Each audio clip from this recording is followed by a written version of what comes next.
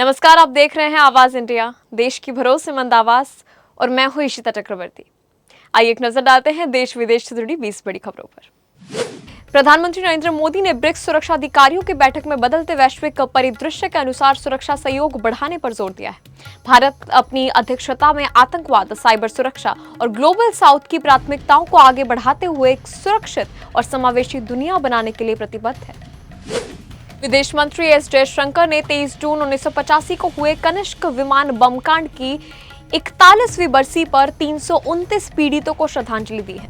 उन्होंने साफ किया है कि भारत आतंकवाद के हर रूप को खत्म करने के लिए पूरी तरह प्रतिबद्ध है। अलीगंज अग्निकांड पर विपक्ष द्वारा राजनीति किए जाने पर यूपी के डिप्टी सीएम ब्रजेश पाठक ने तीखा निशाना साधा है। उन्होंने अखिलेश यादव को निशाने पर लेते हुए कहा कि इस हादसा आपकी सरकार के कुकृत्यों का नमूना है। उन्होंने कहा कि इस हृदयवादक घटना में 15 लोगों की जान गई है और आप एसी कमरे में बैठकर राजनीति कर रहे हैं। एक्टर सोनू सूद ने अलीगंज अग्निकांड में लोगों की मौत पर दुख जताया है। साथ ही उन्होंने भविष्य के ऐसी घटनाओं को रोकने के लिए सुरक्षा के कड़े इंतजाम करने की मांग की है। विदेश मंत्रालय ने बताया कि पश्चिम एशिया में तनाव के बावजूद 11 भारतगामी जहाज होर्मुज जलडमरू मध्य से सुरक्षित गुजर चुके हैं और 10 भारतीय जहाज अभी भी फारस की खाड़ी में मौजूद हैं। पंजाब के मुख्यमंत्री भगवंत मान से जुड़े कथित बेअदबी वीडियो विवाद में मंगलवार को बड़ा मोड़ आ गया है। मामले की जांच अब गुरुग्राम तक पहुंच गई है। आधिकारिक सूत्रों के अनुसार गुरुग्राम पुलिस ने 2 लोगों को हिरासत में ले लिया है। इन पर विवादित वीडियो के संबंध में कथित तौर पर फर्जी फॉरेंसिक रिपोर्ट तैयार करने का आरोप है। राम मंदिर की दान राशि में कथित गबन और चोरी के मामले सामने आने के बाद श्री राम जन्मभूमि तीर्थ क्षेत्र ट्रस्ट ने दान गणना और प्रबंधन व्यवस्था में कई महत्वपूर्ण बदलाव किए हैं। अब दान गणना कक्ष में प्रवेश करने वाले कर्मियों के लिए बिना जेब वाले विशेष वस्त्र पहनना अनिवार्य कर दिया गया है।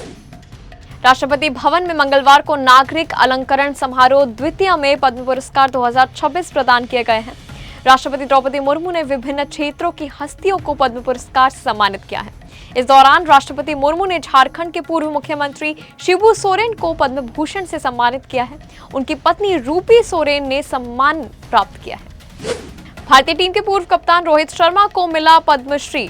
राष्ट्रपति द्रौपदी मुर्मू ने राष्ट्रपति भवन में मंगलवार को पद्मश्री अवार्ड दिए।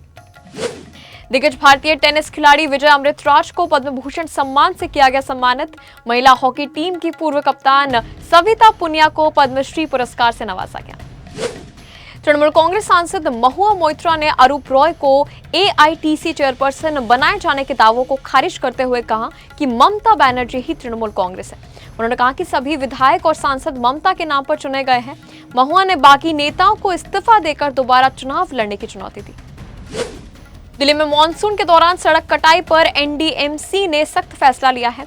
1 जुलाई से 30 सितंबर तक रोड कटिंग पर पूरी तरह रोक रहेगी। नियम तोड़ने वालों पर कार्रवाई होगी। केवल आपातकालीन कार्यों को विशेष अनुमति के बाद ही मंजूरी मिलेगी। भरत भूषण तिवारी एनकाउंटर मामले में 7वें दिन आखिरकार शासन प्रशासन को पीछे हटना पड़ा।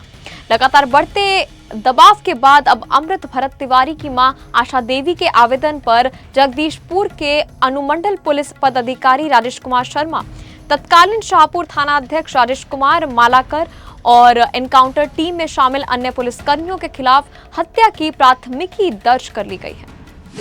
बिहार सरकार ने पटना के बेऊर जेल के अधीक्षक नीरज कुमार झा को भ्रष्टाचार के आरोप में सस्पेंड कर दिया है। दरअसल बेऊर जेल में जांच की टीम छापेमारी के दौरान भारी अनियमितताएं पाई गई थी। विद्युत नियामक आयोग ने जून माह में लगाए गए 10% ईंधन अधिभार की गणना को गलत माना है। आयोग ने बिजली कंपनियों को भविष्य में यह तरीका न अपनाने का निर्देश दिया है। उपभोक्ता परिषद ने दावा किया है कि पिछले 14 महीनों से गलत वसूली हो रही थी और राहत की मांग की है। अमेरिकी राष्ट्रपति डोनाल्ड ट्रंप ने दावा किया है कि होर्मुज जलडमरू मध्य से कल रिकॉर्ड 19 मिलियन बैरल तेल का सुरक्षित प्रवाह हुआ है। इसके कारण वैश्विक बाजार में तेल की कीमतें तेजी से गिर रही है, जिससे दुनिया अब पहले से कई अधिक सुरक्षित हो गई है। अमेरिकी उपराष्ट्रपति जेडी वेंस ने कहा कि हम पाकिस्तान से प्यार करते हैं। उनके इस बयान पर रिपब्लिकन ने तीखी प्रतिक्रिया दी है और कहा, जरा इतिहास याद कीजिए। उन्होंने ओसामा बिन लादेन और आतंक के मुद्दे पर खेला। मशहूर फिल्म निर्माता सुभाष घई ने निर्देशक इम्तियाज अली की नई फिल्म मैं वापस आऊंगा की जमकर तारीफ की। उन्होंने इस फिल्म को एक खूबसूरत प्रेम कहानी बताया। साथ ही फिल्म के कलाकारों के अभिनय को भी सराहा। आयरलैंड और इंग्लैंड के आगामी दौरे के लिए चोटिल नीतीश कुमार रेड्डी की जगह अब मुंबई के ऑलराउंडर सूर्यांश शेगड़े की टीम में शामिल होने की संभावना है।